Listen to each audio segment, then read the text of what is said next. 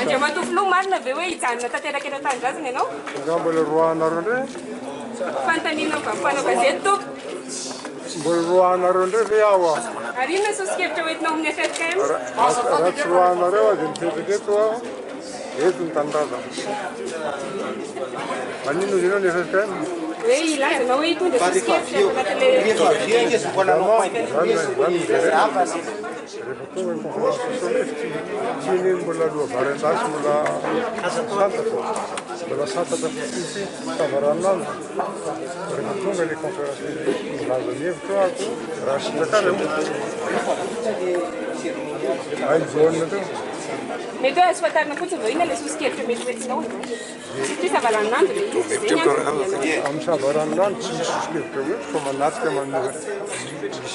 misy manasa ho avy eto dia tonga eto aho ina moa zavatra tsy zavatra teneniko